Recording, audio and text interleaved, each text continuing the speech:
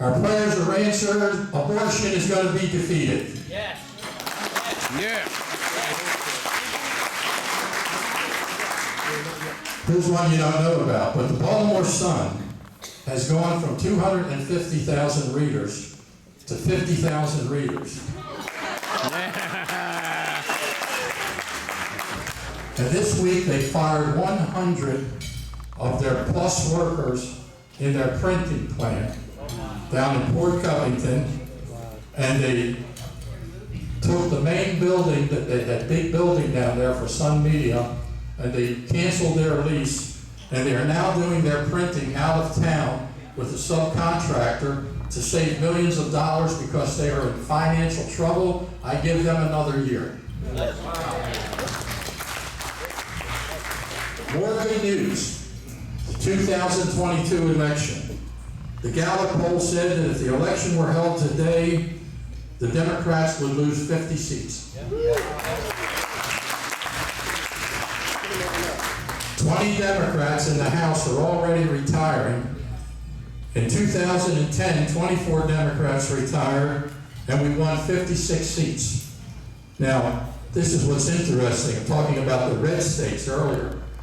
The red state Republicans control redistricting in 175 districts.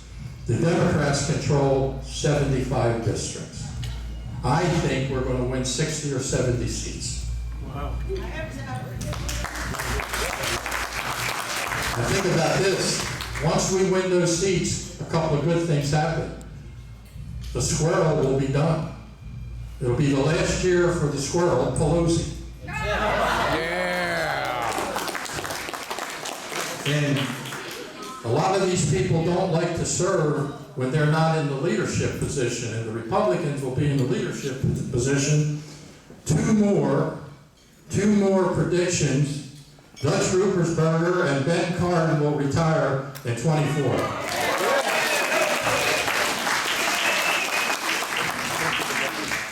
Now the Democratic Party is way down. We're going to win 22, we're going to take the House, and in the House, what great power do we have? The power of impeachment. We go there, impeachment.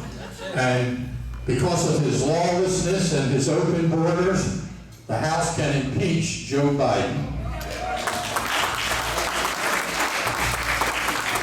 Now you say, well, then we get stuck with Kamala. Kamala's at 28%. That's the same level of support that Al Capone had back in the 30s. So I don't think we have to worry about running against Kamala, do you? Finally, Virginia and New Jersey told us about the future. So there's a lot of good things to think about, a lot of good things to be happy about, and then there's the legislature. But here's the agenda. First, our keynote speaker is going to be Jordana Schiffinelli. Then Dee's going to talk for a very few minutes about what's happening in the red states. And then we're going to have our legislators speak and explain to us what's coming up, what they think is coming up, and what they're trying to do. But this next lady, I remember when I first read about her, I said, I got to go see her. I got to bring her to the public. I've got to get her and the public to know about her. So I invited Jordana. I spoke to Jordana on the phone. I invited her up to our radio show so thousands of people could hear her. She just absolutely knocked me out with her energy and her sincerity. And then I was working with Dan Cox, discussing the idea of whether or not he was going to run for governor. And at that time, I told Dan, I said, you have got to put Jordana on that ticket for lieutenant governor. And I said, this is the year of the woman, and this is the year of education. And she is the perfect running mate for you. So finally he did say he was going to pick her. He called me and said, I'm going to pick Jordana. I said, that is fantastic news. This is a woman that came to this country as a legal immigrant from a communist country. She knows what it is not to have freedom. She's an attorney, she's an economist, she was an instructor, and she may still be at the Naval Academy. And when her sons were put under the ugly hand of Black Lives Matter down in Queen Anne's County, she stood up and fought back and got rid of the superintendent and elected a new school board. Yeah. So she's not only a woman, she's a winner, and she's a patriot, and she's a conservative, and I love her very much, and Valerie loves her very much, just to legitimize things. But I would like to have her come up and talk to us about what she would like to do along with Governor Dan Cox, the Trump-endorsed ticket in Maryland. Yeah. That's right. Yeah.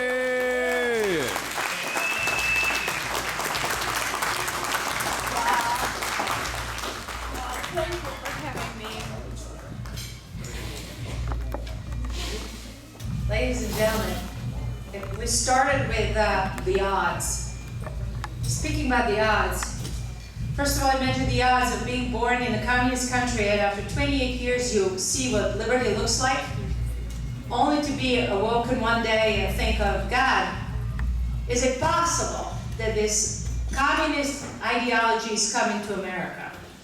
And what Pat said is really true. I did, voice my opinion against CRT, and then the rest is history.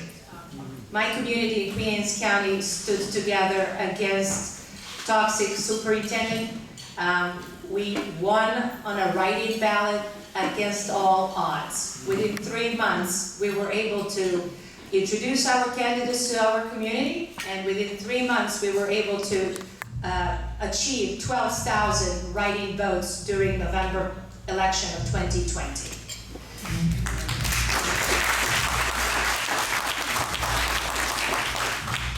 So, by profession, I'm an economist, and then I'm a lawyer.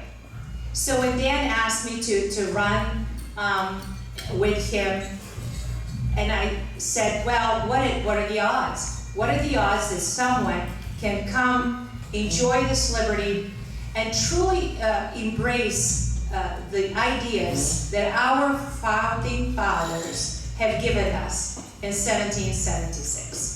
To me, that was the truly day when I became a United States citizen at the age of about 33, when I had to stand and pledge allegiance to this flag consciously, voluntarily, and so proudly.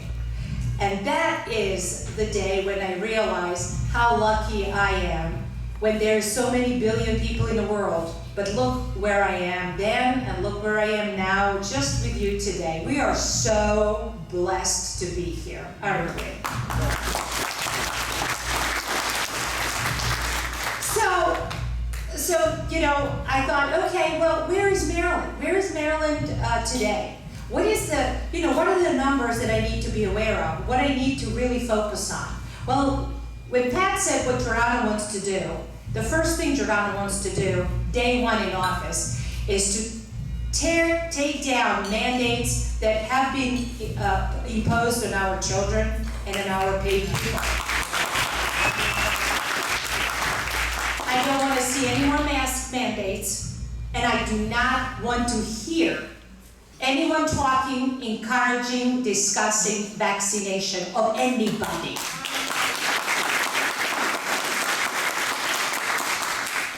As Dan tends to say, we would like to impose the DeSantis rule. Let's get freedom back to Maryland. Yeah.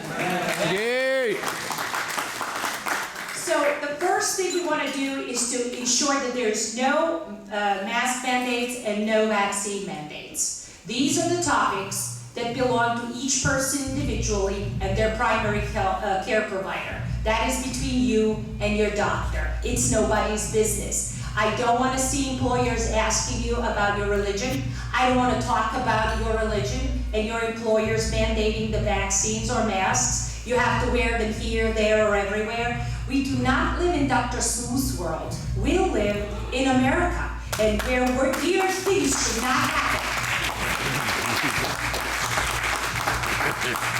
Furthermore, Dan and I have talked about creating, restoring, if you will, or maybe itemizing what are the parental rights. Government does not own your children. Yeah. You're the one who should be in charge of your child's morals. You're the person who should be deciding the faith and the moral values that you and your family hold. It's not the business of the school. So if you hear that the experts are supposed to decide what your child learns, how your child needs to think, and what your child needs to think, it's the time for us to take our schools back. It's the time to put the stop of the government controlling our children. From kindergarten until they're 18. It's enough.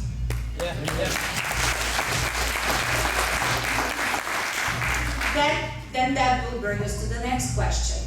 What do we want to see our schools look like? How should our schools look like?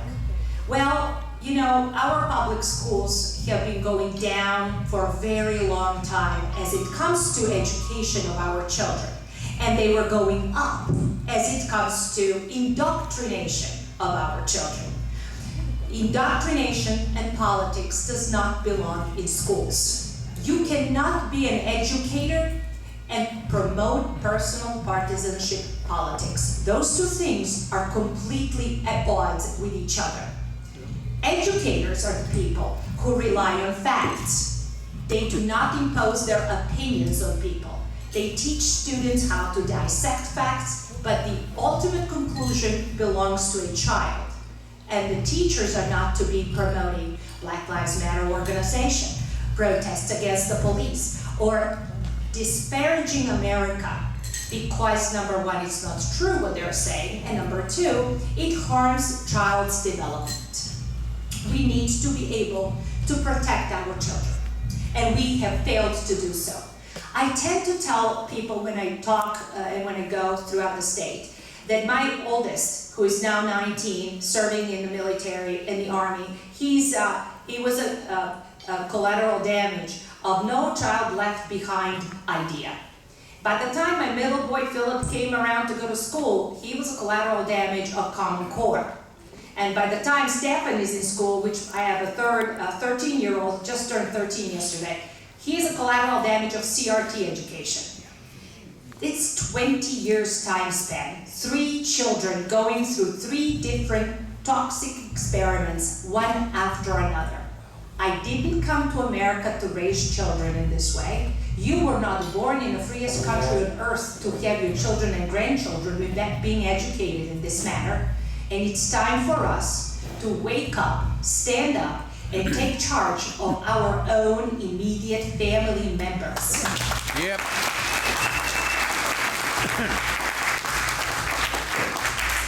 So what did our framers intended to see as our education when they formed our Constitution and coming, looking back now almost 200 some years? I think they never envisioned a government teaching, controlling, God forbid, indoctrinating our children. That's not what they thought. I am sure John Adams never thought this would have happened. But here we are. Here we are. So Dan and I have talked about extensively how do we want to address this issue. And it's very simple. Money follows the child. I want to see all of your tax dollars, blood, sweat, and tear, to be given to you. Then you decide which school your child needs to go to. We want to see charter schools. You know, Hillsdale College and Liberty University has K-12 program that promotes American patriotism and values. The music you hear is part of that tradition. And we embrace all those values, absolutely. And so when it comes to what do we want to see charter schools. We want to see promoting patriotism in public schools. When my school board was elected, and the first opportunity they had, for the first time in a very long time in Queen Anne's County's history, we actually had every single school in our county celebrate Constitution Day.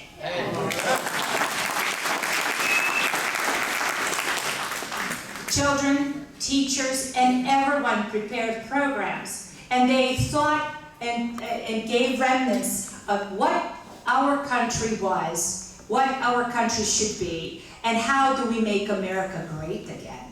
That was what our students need to focus on. So we want to see patriotism. We want to talk about our children loving their country and not hating their country.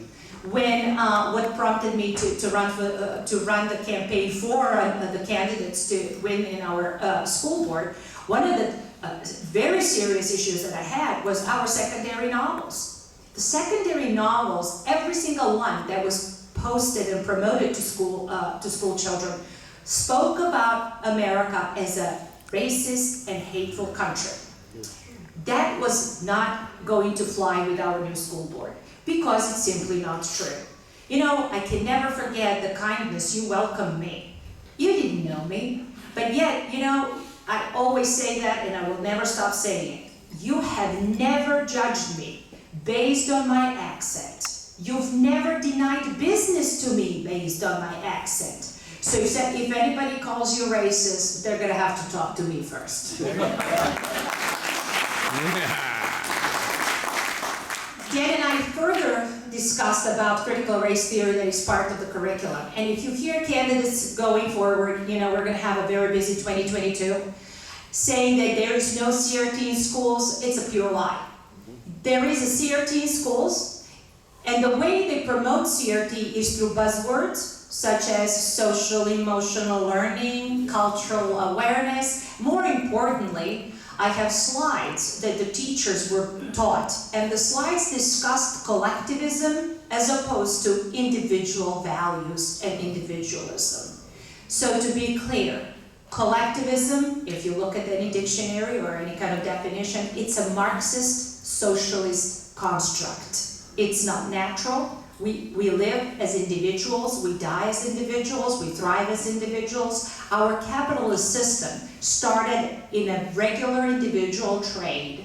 I'll give you an apple, you give me a wool or a clothing. That was how we started. It's a natural progression, and the way we live and the way the framers formed our country was based on a natural law.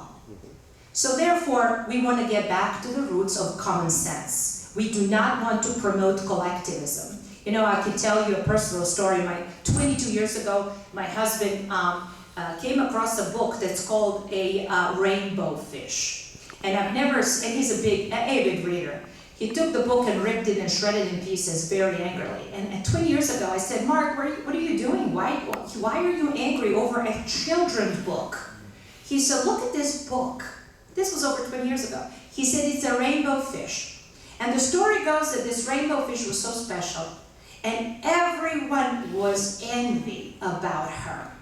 And no one wanted to hang out with this rainbow fish. So she was lonely, and she was abandoned from the school of fish. And so one day, she decided that if she gives her shiny scales to every single fish in the sea, maybe that would be the way that they would like the fish, her, and embrace her into their group.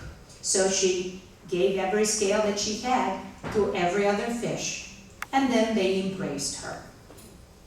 And my husband said, look what they're teaching. So now they're all ugly. Yeah.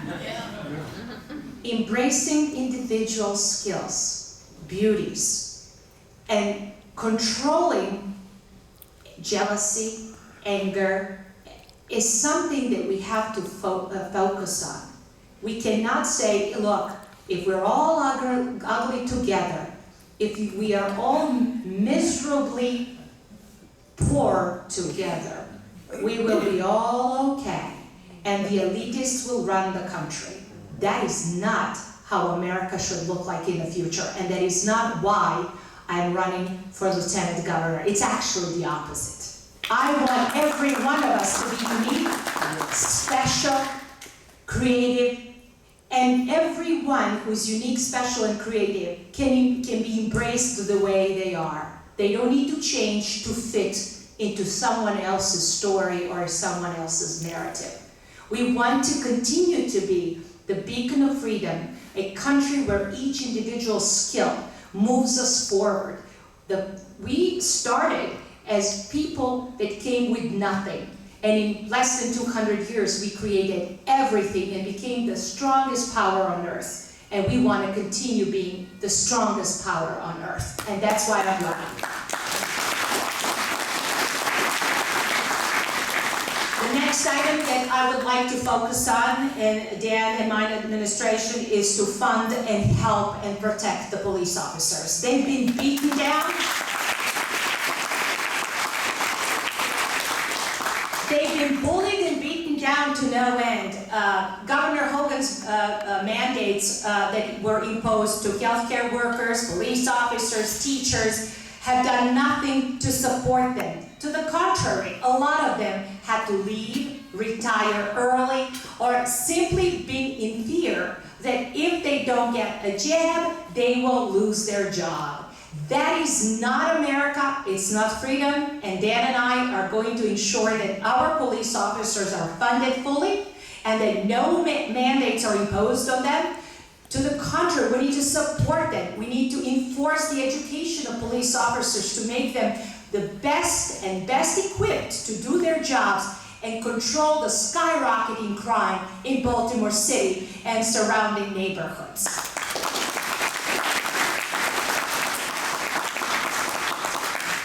So defend and fund the police is our agenda.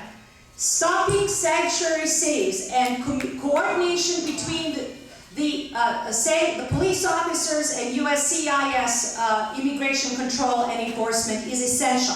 Those two branches of law enforcement need to work together hand in hand, not against each other.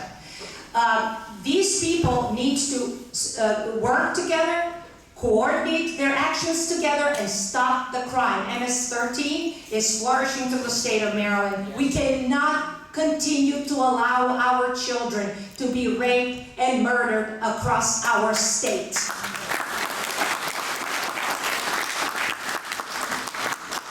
And last but not the least, our country is, according to the U.S. News and World Report, number 38 out of 50 in its infrastructure. This is the U.S. News and World Report, State of Maryland 2021 report card. Infrastructure is 38 out of 50 states. Our economy is number 35 out of 50 states. Our education is number 14 out of 50. Our fiscal stability is 29 out of 50. We're nowhere in the middle. We're not even top 5. But wait a minute, we are top 5 in one category. Now taxes, not just taxes. Exit. Exit. People leaving our state.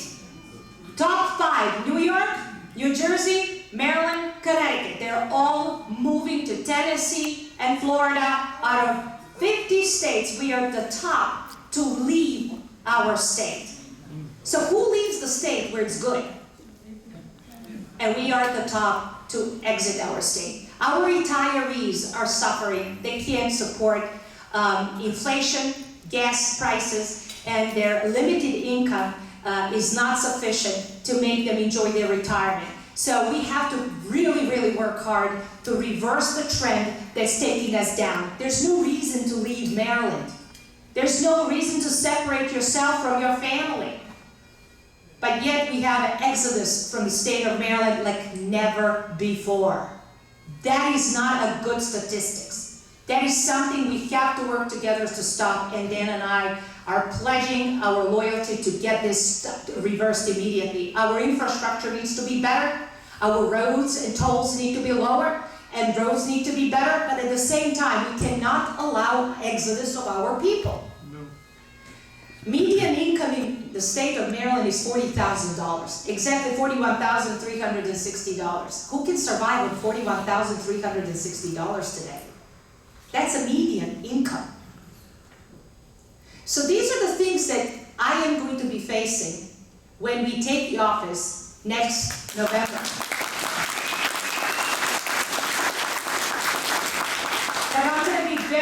honest with you, this is a hard road to walk.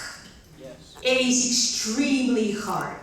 I'm on the road every single day, and I'm doing 2-3 engagements per day. And I can tell you a couple of things what I see from the street. People are fed up. That's the first thing I see. My meetings and my rallies are becoming as famous as President Trump's. People are coming to hear the story, but more importantly, people are coming to hear that there's hope. Yes. That there is hope, that there is future, and if you really think about this, the misery can end in 11 and a half months. We'll be done. I am not standing here to lie and tell you it's going to be easy, I'm going to fix it, I'm going to lower taxes tomorrow. It's not going to happen. But I do know what's going to happen day one. There will be no masks, and there will be no vaccine mandates, and that's going to stop exodus of healthcare workers, teachers, and police officers straight day one. And then we're going to start tackling one item at a time. You know, when I look at these things and I see where the issues are here in executive branch. If you stop to think and ask yourself, and there are some seniors here, has it ever been this bad? No. Has it ever been this bad for you? And mind you, you get Democratic governors too. Has it ever been this bad? No. And 8 years of Governor Hogan got us to put the damn get the damn vaccine and put the damn mask on. No more. It's going to be ending day one when Dan and I get into the office. And there's no way I will allow a child to be masked, gagged, bullied, or attacked by teachers and teachers activists. We got to work hard. Yeah. So, with your support, we're going to do it. We can do anything. If I could win the election school board in 3 months on a write-in, we can do this together. I left something for you for sure. Guys, it's the little card on the table. If you take a picture, if you take your phone, and you shine your picture, your camera over this card, it'll take you to Dan Cox's website to make a donation. We can't survive without it. We don't have big businesses like Governor Hogan does, giving Kelly Schultz maximum amount of donation one can give. Our people are giving us $25, $35, and so forth. People are doing everything they can to support us. We're going to make signs. We're going to have to make cards. We're going to knock on doors. We're going to pay the gas to travel crisscross the state of Maryland. But at the end of the day, with your help and your fight for freedom, we're going to win. I'm positive we're going to win. President Trump depends on you. I depend on you. Children depend on you. And we're going to do everything we can to secure liberty for our generations to come. Thank you so much for coming. Let's see you, Merry Christmas.